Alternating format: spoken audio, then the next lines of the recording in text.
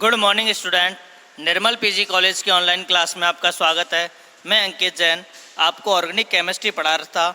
Organic chemistry में अपन बात कर रहे थे बॉन्ड लेंथ की, जिसमें मैंने आपको बताया कि किसी दो एटम ए और बी के बीच की वह मिनिमम डिस्टेंस, किसी दो एटम के बीच की वह मिनिमम डिस्टेंस जिस पर अट्रैक्टिव फोर्स रिपल्सिव फोर्स के क्या हो जाए, बराबर हो जाए, यह मिनिमम डिस्टेंस क्या कहलाती है? बॉन्ड लेंथ कहलाती है। क्या कहलाती है?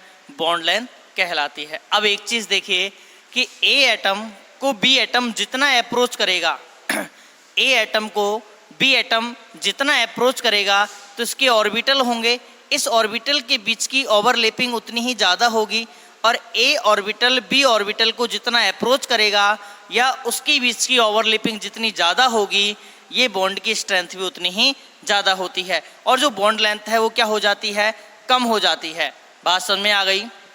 मैं बात कर रहा हूँ बॉन्ड लेंथ की कि बॉन्ड लेंथ क्या होती है। किसी भी दो एटम के न्यूक्लियाई के बीच की डिस्टेंस, किसी भी दो एटम, किसी मॉलिक्यूल में दो एटम के न्यूक्लियाई के बॉन्ड की डिस्टेंस क्या कहलाती है?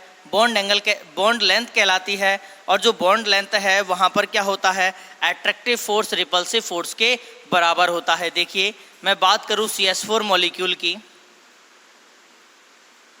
ठीक है।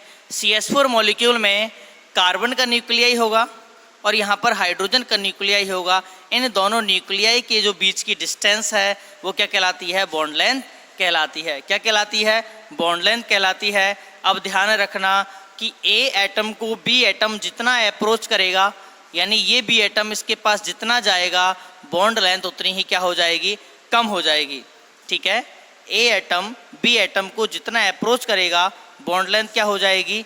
कम हो जाएगी। अब देखिए अपन ऐसे फैक्टर की बात करते हैं जिनके कारण बॉन्ड लेंथ क्या होती है? इफेक्ट, उनसे बॉन्ड लेंथ जो है वो इफेक्ट होती है। ऐसे फैक्टर की बात करेंगे जिससे बॉन्ड लेंथ क्या होती है? इफेक्ट होती है। उससे पहले एक चीज़ भी याद रखना कि यदि अपन को किसी भी एटम की बॉन्ड लेंथ को एक्सपेरिमेंटली कैलकुलेट करना है, ये जो ए बी बॉन्ड लेंथ है इसको यदि एक्सपेरिमेंटली मेजर करना है, ठीक है, एक्सपेरिमेंटली मेजर करने की जो टेक्निक है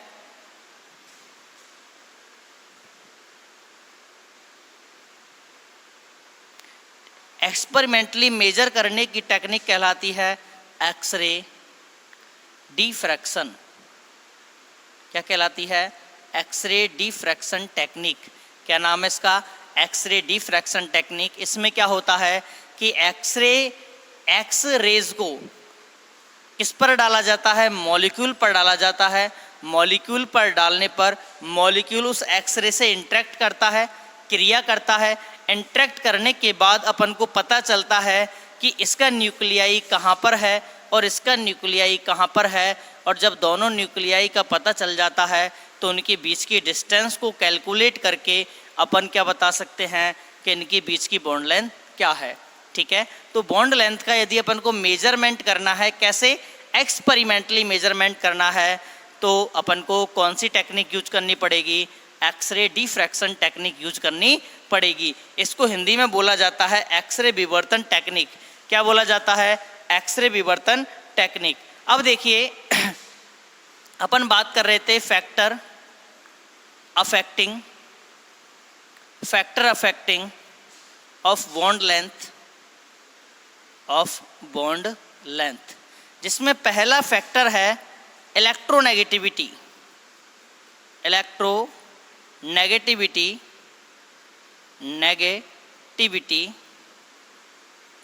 difference, electronegativity difference between atom. क्या है पहला factor? Electronegativity difference between atom. देखिए याद रखना है, यदि इलेक्ट्रोनेगेटिविटी डिफरेंस बिटवीन एटम बढ़ेगा, याद रखना इलेक्ट्रोनेगेटिविटी बिटवीन एटम बढ़ेगा तो उनकी बॉन्ड लेंथ कम हो जाती है। उनकी बॉन्ड लेंथ क्या हो जाती है? कम हो जाती है, डिक्रीज हो जाती है। यानी इलेक्ट्रोनेगेटिविटी डिफरेंस यदि इंक्रीज होगी तो उनके बीच की डिस्टेंस या अपन बोले बॉन्ड लेंथ क्या हो जाती है, कम हो जाती है। बात समझ में आई? देखिए उसके लिए एक फॉर्मूला है। यदि अपन बात करें DAB की बॉन्ड लेंथ की, DAB क्या है? बॉन्ड लेंथ ऑफ AB, एक मॉलिक्यूल है AB, इसकी बॉन्ड लेंथ की बात करें, ठीक है, तो देखिए इसका फॉर्मूला क्या है,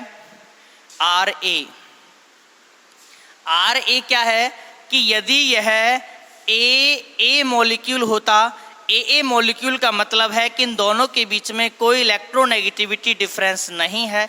चलो इससे पहले अपन एक बात आई, इलेक्ट्रोनेगेटिविटी क्या होती है? इलेक्ट्रोनेगेटिविटी देखिए, बॉन्ड के इलेक्ट्रॉन को अपनी ओर आकर्षित करने की क्षमता, बॉन्ड के इलेक्ट्रॉन को अपनी ओर अट्रैक्ट करने की जो कैपेसिटी होती है वो क्या कहलाती है? इलेक्ट्रोनेगेटिविटी कहलाती है। यदि दोनों एटम सेम है, यदि दोनों एटम बॉन्डिंग में पार्टिसिपेट करने वाले दोनों एटम सेम है, तो देखिए इन दोनों की इलेक्ट्रोनेगेटिविटी सेम होती है, तो यह बॉन्ड दोनों तरफ जा सकता है, बॉन्ड में पोलरिटी नहीं होगी, और बॉन्ड में पोलरिटी नहीं होगी तो इनका जो इलेक्ट्रोनेगेटिविटी डिफरेंस है वो क्या होगा? ज़ीरो होगा। जब इलेक्ट्रोनेगेटिविटी डिफरेंस ज़ीरो होगा तो इनकी बॉन्ड लेंथ का आधा क्या कहलाती है? इनकी रेडियस कहलाती है। इनकी बॉन्ड लेंथ का आधा क्या कहलाती है? इनकी रेडियस कहलाती है, जिसको अपन RA से रिप्रेजेंट करते हैं। ऐसे ही RB क्या होगा?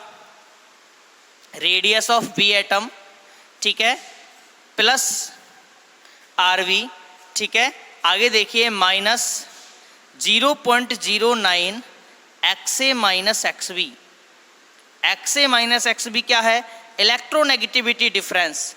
XA माइनस XB क्या है?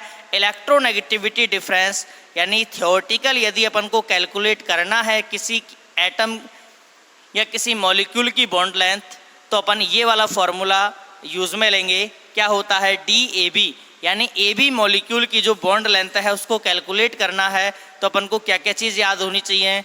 RA, यदि वह समान एटम के मॉलिक्यूल हों, जैसे A के बीच में क्या बना हुआ हो? बॉन्ड बना हुआ हो, तो A की रेडियस क्या होगी? इधर क्या है? ये B की रेडियस है, -0.09 XA और XB। XA क्या है? Electronegativity of X, electronegativity of A। XB क्या है? इलेक्ट्रोनेगेटिविटी ऑफ B, ठीक है। इस फॉर्मूले से अपन क्या बता सकते हैं? इन दोनों एटम के, यानी ये यदि कंपाउंड क्या है? AB है, तो इसके बीच की इस बॉन्ड लेंथ को बताया जा सकता है। क्या मेरी बात समझ में आ रही है? ठीक है। देखिए इलेक्ट्रोनेगेटिविटी डिफरेंस ज़्यादा होने पर बॉन्ड लेंथ क्या हो जाती है? कम हो जाती है। यदि मैं बात करूं HF, H2O, NH3, इनकी बॉन्ड लेंथ की, यदि मैं बात करूं HF, H2O, NH3, इनमें हाइड्रोजन फ्लोरीन के बीच की बॉन्ड लेंथ, OH के बीच की बॉन्ड लेंथ, और यहाँ पर NH के बीच की बॉन्ड लेंथ। यदि मैं इस बॉन्ड लेंथ की बात करूं तो आप बता सकते हैं कि किसकी बॉन्ड लेंथ ज़्यादा होगी सबसे। तो देखिए यदि बात करूं मैं F की, इसकी इलेक्ट्रोनेगेटिविटी होती है 4.0, ऑक्सीजन की इलेक्ट्रोनेगेटिविटी होती है 3.5, नाइट्रोजन की होती है 3.0, हाइड्रोजन की होती है 2.1। जब अपन इसकी इलेक्ट्रोनेगेटिविटी डिफरेंस देखेंगे तो यहाँ पर 1.9 आएगा, यहाँ पर कितना आएगा? 1.4 आएगा, और यहाँ पर 1.1 आएगा। ये क्या है? सॉरी 0.9। ये क्या है? Electronegativity difference. इधर से इधर जाने पर इलेक्ट्रोनेगेटिविटी डिफरेंस क्या हो रहा है? डिक्रीज हो रहा है। इधर से इधर जाने पर इलेक्ट्रोनेगेटिविटी डिफरेंस क्या हो रहा है? डिक्रीज हो रहा है। और देखिए जब इलेक्ट्रोनेगेटिविटी डिफरेंस डिक्रीज होता है तो बॉन्ड लेंथ क्या हो जाती है? बढ़ जाती है। तो सबसे ज़्यादा बॉन्ड लेंथ किसकी होगी? अमोनिया मॉलिक्यूल में NH की होगी, उसके बाद किसकी होगी? H2O की होगी, और उसके बाद किसकी होगी? HF की होगी। बात समझ में आ रही है क्या नहीं आ रही? अपन क्या देख रहे हैं कि बॉन्ड लेंथ पर इलेक्ट्रोनेगेटिविटी डिफरेंस का क्या फ़र्क पड़ता है, ठीक है। अपन देखेंगे कि इलेक्ट्रोनेगेटिविटी डिफरेंस बढ़ेगा तो बॉन्ड लेंथ क्या हो जाती है, इलेक्ट्रोनेगेटिविटी डिफरेंस बढ़ेगा तो बॉन्ड लेंथ क्या हो जाती है, कम हो जाती है। ठीक है, दूसरा देखिए, दूसरा फैक्टर जिससे बॉन्ड लेंथ पर इफेक्ट पड़ता है वह है, याद रखना है, electronegativity difference increase then bond length will decrease. दूसरा फैक्टर है size of atom, size of atom. ठीक है, यदि साइज ऑफ एटम बढ़ेगा, ठीक है, तो बॉन्ड लेंथ भी क्या हो जाती है, बढ़ जाती है। यदि साइज ऑफ एटम बढ़ेगा तो बॉन्ड लेंथ भी क्या हो जाती है, बढ़ जाती है। देखिए कैसे, यदि मैं बात करूं HF, HCl, HBr और HI की, HCl, HF, HBr और HI की, देखिए ये हाइड्रोजन का न्यूक्लियस, ये इस फ्लोरीन का न्यूक्लियस है, ये इस हाइड्रोजन का न्यूक्लियस, यह क्लोरीन का न्यूक्लियस है जिसके बाहर कितने ऑर्बिटल पाए जाते हैं, 3। यदि ब्रोमीन की बात करूं तो इसके बाहर 4 ऑर्बिटल पाए जाएंगे और ये हाइड्रोजन का ऑर्बिटल। ठीक है, यदि इस एटम की लगातार साइज बढ़ती जाएगी तो इस न्यूक्लियस और इस न्यूक्लियस के बीच की डिस्टेंस भी बढ़ जाएगी, यानी इसकी साइज बढ़ने के कारण इनके बीच की जो डिस्टेंस है वो क्या होती जा रही है, लगातार बढ़ती जा रही है। ठीक है, तो देखिए आवर्त सारणी में यदि अपन ऊपर से नीचे आते हैं तो साइज बढ़ती है, और साइज बढ़ने के कारण आवर्त सारणी में ऊपर से नीचे आते हैं तो एटम की साइज क्या होती है, बढ़ती है, और साइज बढ़ने के कारण जो उनकी बॉन्ड लेंथ है वो भी क्या हो जाती है, बढ़ जाती है। क्या यह हैलोजन फैमिली है, हैलोजन फैमिली किससे जुड़ी हुई है, हाइड्रोजन से जुड़ी हुई है, इसको अपन क्या बोलेंगे, हैलोजन अम्ल। ठीक है, ये हैलोजन अम्ल में यदि अपन फ्लोरीन से आयोडीन की तरफ जाएंगे तो आयोडीन की साइज लगातार बढ़ती जा रही है, और यदि साइज ऑफ एटम बढ़ता है तो बॉन्ड लेंथ भी बढ़ जाती है। यदि अपन को इनको बॉन्ड लेंथ के बढ़ते क्रम में इंक्रीजिंग ऑर्डर में क्या करना है, जमाना है, तो देखिए सबसे ज़्यादा बॉन्ड लेंथ किसकी होगी, HI की होगी, फिर HCl की होगी, फिर HF की होगी। ये क्या होगा, increasing order of bond length. क्या बात समझ में आ गई, क्या मेरी बात समझ में आई? ठीक है, देखिए 2 बात की है मैंने अभी तक कि यदि इलेक्ट्रोनेगेटिविटी डिफरेंस बढ़ता है तो बॉन्ड लेंथ क्या हो जाती है, कम हो जाती है। यदि इलेक्ट्रोनेगेटिविटी डिफरेंस बढ़ता है तो बॉन्ड लेंथ क्या हो जाती है, कम हो जाती है। और यदि साइज ऑफ एटम बढ़ता है तो बॉन्ड लेंथ क्या हो जाती है, बढ़ जाती है। यदि साइज ऑफ एटम बढ़ेगा तो बॉन्ड लेंथ क्या हो जाती है, बढ़ जाती है। ठीक है, आगे देखिए, आगे मैं बात करूं और तीसरी बात करते हैं अपन, मल्टीप्लिसिटी ऑफ बॉन्ड। तीसरी बात करते हैं मल्टीप्लिसिटी ऑफ बॉन्ड, यानी बॉन्ड की मल्टीप्लिसिटी का, यानी बॉन्ड की मल्टीप्लिसिटी का बॉन्ड लेंथ पर क्या फ़र्क पड़ता है। देखिए बॉन्ड की मल्टीप्लिसिटी का मतलब है, एक है सिंगल बॉन्ड, एक है डबल बॉन्ड और एक है ट्रिपल बॉन्ड। ठीक है, ये क्या है,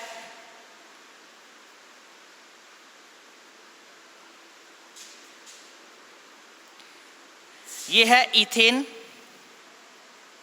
ये है इथीन, ये है इथाइन। ठीक है, इन तीनों में यदि मैं बॉन्ड लेंथ का कंपैरिजन करूं, इन तीनों में किसका कंपैरिजन करना है, बॉन्ड लेंथ का कंपैरिजन करना है, तो किसकी बॉन्ड लेंथ ज़्यादा होगी। देखिए इसमें ये जो ओवरलैपिंग है वो किससे है, sp3 ओवरलैपिंग। ये वाली ओवरलैपिंग कौन सी है, sp2 ओवरलैपिंग। ये वाली ओवरलैपिंग कौन सी है, sp ओवरलैपिंग। मैंने अभी आपको बताया था कि जो s ऑर्बिटल है वो न्यूक्लियस के पास होता है, एस ऑर्बिटल कहाँ पर होता है? न्यूक्लियस के पास होता है। यदि अपन इधर से इधर जाएं तो s% बढ़ने के कारण, यदि अपन इथीन से इथाइन की जाएं, इथाइन की तरफ जाएं तो s% बढ़ रहा है। s% बढ़ने के कारण, s% बढ़ने के कारण जो ओवरलैपिंग पावर है वो बढ़ जाती है, और ओवरलैपिंग पावर बढ़ेगी तो बॉन्ड लेंथ क्या हो जाएगी? कम हो जाएगी। ओवरलैपिंग पावर क्या हो जाती है? बढ़ जाती है, और बॉन्ड लेंथ क्या हो जाती है? कम हो जाती है। ठीक है, बात समझ में आई? इधर से उधर जाने पर s% बढ़ रहा है, s ऑर्बिटल का जो मात्रा है वो बढ़ रही है। s ऑर्बिटल की मात्रा बढ़ने के कारण ओवरलैपिंग पावर बढ़ जाती है, और जो बॉन्ड लेंथ है वो कम हो जाती है। देखिए, इसको दूसरे शब्दों में भी अपन बात कर सकते हैं। कैसे बात कर सकते हैं? कि यदि अपन सिंगल बॉन्ड की बात करें, यह कार्बन है और यह कार्बन है, इसके बीच में केवल एक सिंगल बॉन्ड है। इस सिंगल बॉन्ड होने के कारण यह एटम और यह एटम एक डिस्टेंस पर हैं। यदि इसमें डबल बॉन्ड होता तो ये दोनों और ज़्यादा खिंचते, तो इनके बीच की बॉन्ड लेंथ और कम हो जाती। यदि अपन इसमें एक और बॉन्ड बना दें, एक और बॉन्ड बनाएंगे तो यह एटम दूसरे एटम को और ज़्यादा खींचेगा, तो इनकी बॉन्ड लेंथ और कम हो जाती है। यानी मल्टीप्लिसिटी ऑफ बॉन्ड का मतलब है कि नंबर ऑफ बॉन्ड बढ़ रहा है दो एटम के बीच में। यदि दो एटम के बीच में नंबर ऑफ बॉन्ड बढ़ रहा है तो इसका मतलब है कि उनके बीच में अट्रैक्टिव फोर्स बढ़ रहा है। बात समझ में आई?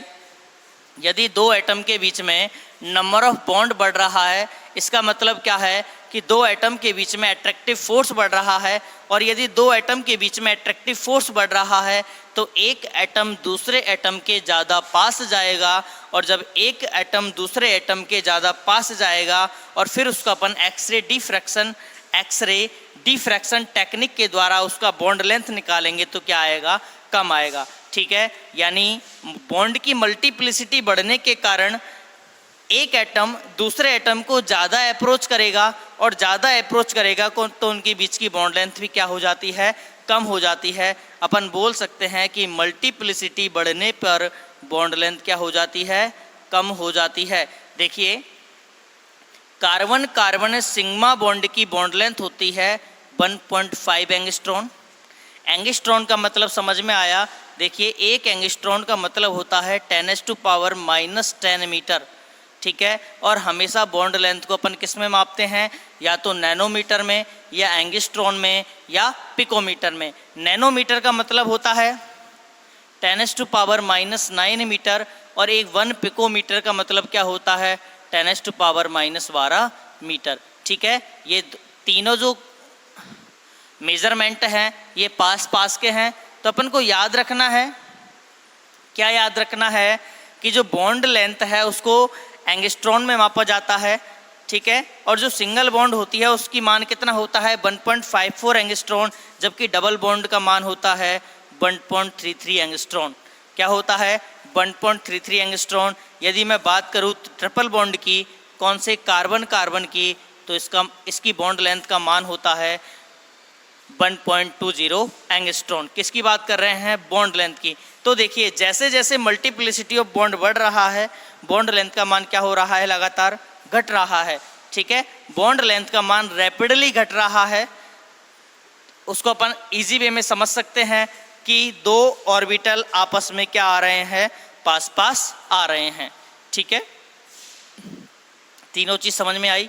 अब देखिए आगे अपन चौथा फैक्टर डिस्कस करते हैं। किसका? बॉन्ड लेंथ के लिए चौथा फैक्टर डिस्कस करते हैं कि बॉन्ड लेंथ और कौन से फैक्टर पर डिपेंड करती है। चौथा फैक्टर है type of hybridisation. Type of hybridisation.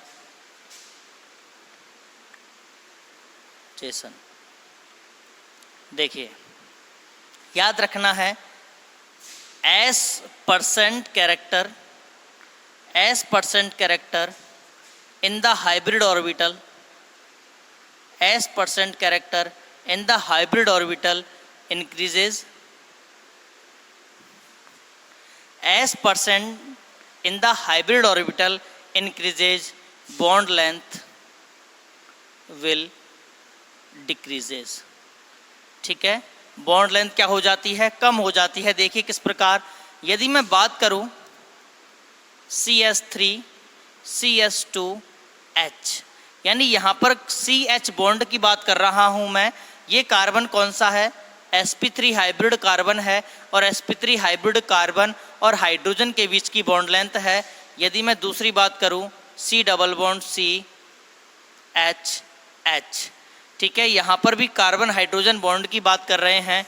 और तीसरी है CH ट्रिपल बॉन्ड C और H, यहाँ पर भी अपन किसकी बात कर रहे हैं, कार्बन हाइड्रोजन बॉन्ड की बात कर रहे हैं। देखिए तीनों में अपन बात कर रहे हैं कार्बन हाइड्रोजन सिंगल बॉन्ड की, यानी तीनों में मल्टीप्लिसिटी सेम है क्या, तीनों में कार्बन हाइड्रोजन बॉन्ड की मल्टीप्लिसिटी सेम है क्या, बिल्कुल। तीनों कार्बन में कार्बन हाइड्रोजन बॉन्ड की जो मल्टीप्लिसिटी है वो क्या है, सेम है, सभी सिग्मा बॉन्ड हैं। देखिए यह कार्बन sp3 हाइब्रिड है, अभी बताया था, यह वाला कार्बन sp2 हाइब्रिड है, और यह वाला कार्बन क्या है, sp हाइब्रिड है। यदि मैं बात करूँ यहाँ पर, तो यहाँ पर 50% s कैरेक्टर हैं, यहाँ पर 33% s कैरेक्टर हैं, और यहाँ पर 25% क्या है, s कैरेक्टर। ठीक है, यानी यह जो बॉन्ड बनेगा यह किस किस के बीच में बनेगा, sp3 हाइब्रिड ऑर्बिटल किसका, कार्बन का, और 1s ऑर्बिटल किसका, हाइड्रोजन का। यहाँ पर sp2 हाइब्रिड ऑर्बिटल किसका, कार्बन का, और 1s ऑर्बिटल किसका, हाइड्रोजन का। यहाँ पर sp हाइब्रिड कार्बन ऑर्बिटल किसका, कार्बन का, और 1s ऑर्बिटल किसका, हाइड्रोजन का।